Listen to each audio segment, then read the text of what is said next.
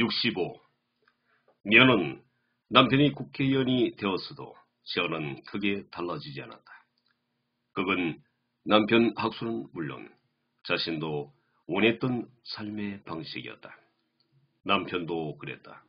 보통 국회의원이 되면 차부터 바꾸고 기사까지 채용해 어깨에 힘이나 주고 폼을 잡고 다니는 경우가 많다는데 남편에게선 전혀 그런 움직임은 없어 보였다.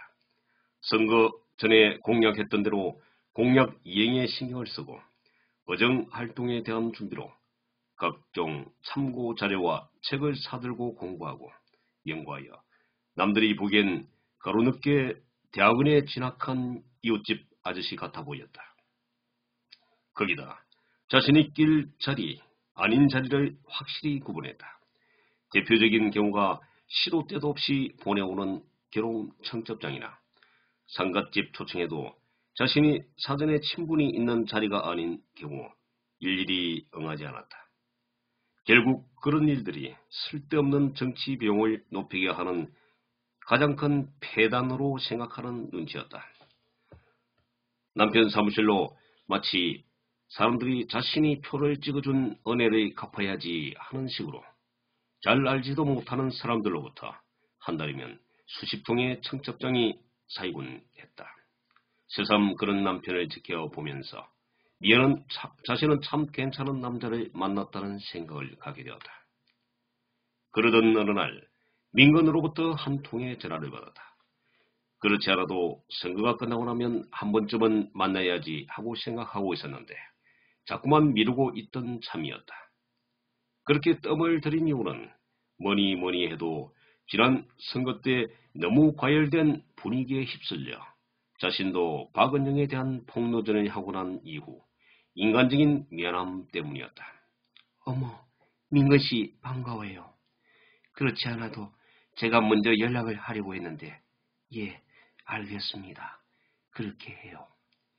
미연은 마침 마음에 있던 빚도 정리할 겸 자신이 식사를 대접하마 하고 마침 저녁에 빈 시간을 이용해 약속을 잡았다.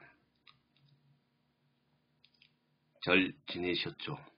이제는 이연 사모님까지 되셨는데 그냥 누님으로 부르기도 좀 그렇네요. 민건씨 아니에요. 전 오히려 그 호칭이 듣기에 좋고 마음에 편해서 좋아요. 그러니 앞으로도 절대 사모님 어쩌고 하고 부르시면 안 돼요.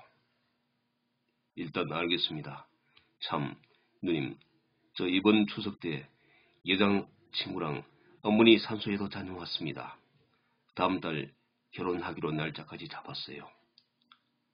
어머, 그래요. 정말 잘 되었네요. 축하드려요. 미연은 정말 기뻤다. 한때 민근이 자신에 대한 지나친 관심을 보여준 적도 있었다. 그런 부담감이 그의 결혼 소식을 듣는 순간 한 방에 날아가 버리는 느낌이었다. 참, 누님, 제가 이렇게 보자고 한 이유는 형 때문이에요. 형이 누님을 만나 지난 시절에 누님한테 잘못한 부분에 사과를 하고 싶어 해요. 이번 선거일로 오히려 저한테 사과를 받고 싶은 하는 건 아니고요. 결국 그렇게 된 일이 다 자신의 잘못으로 인정하는 눈치였어요. 어머, 그래요. 그 점은 정말 형답지 않네요. 물론 처음 만났을 땐 그러지 않았던 것 같았지만 근데 어떡하죠? 이번 선거 때 그렇게 한 일로 사실은 제가 오히려 신경이 많이 쓰였거든요. 아무래도 전 아무리 독하게 하려 해도 그런 부분은 제 성격상 잘 되지 않는 것 같아요. 누님이 그런 성격인 거 알만한 사람은 다 알잖아요. 그래도 형도 누님이 그렇게까지 나왔으니 저기 딴이 얼마나 당하겠어요.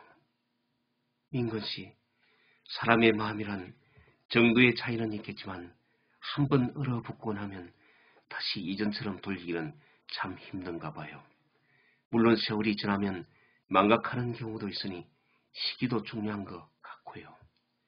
그래서 서로 만나서 사과를 하고 화해를 할 수도 있겠지만 이제는 시기도 맞지 않고 진정성에도 문제가 있다고 봐요. 물론 단순한 오해에서 비롯한 거라면 그 후로도 언제든지 풀 수 있겠지만 그것도 아니고. 누님이 어떤 심정이라는 건 물론 알고 있어요. 하지만 그렇다고 해서 잘못을 저지른 사람은 항상 마음에 빚을 갖고 또 상대방은 그 사람을 정오하면서 살아간다는 것도 전 옳지 않다고 보이는데요. 민건 씨, 물론 그 말도 맞아요. 하지만 자신이 저지른 잘못은 그렇게 단순히 화해의 제스처로 끝낸다면 전 문제가 있다고 봐요.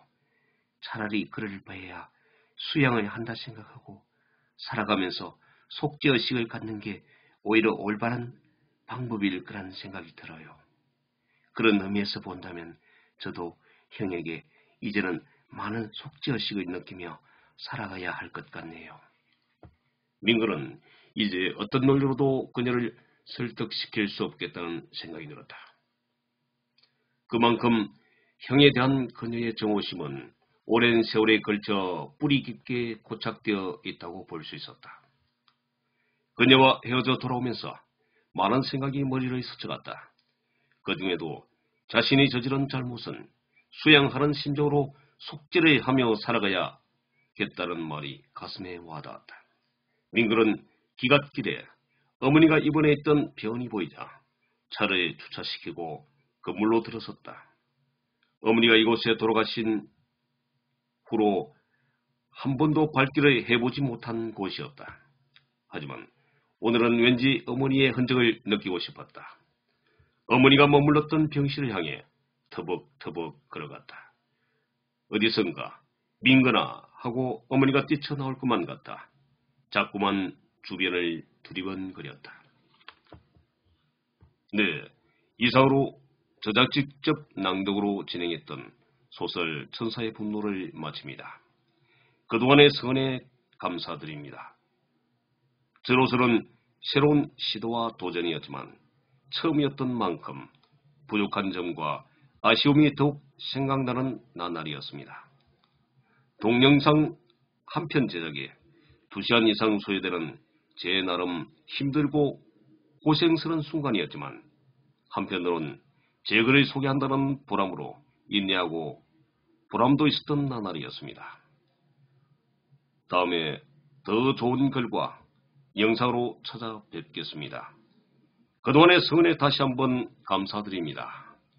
안녕히 계십시오.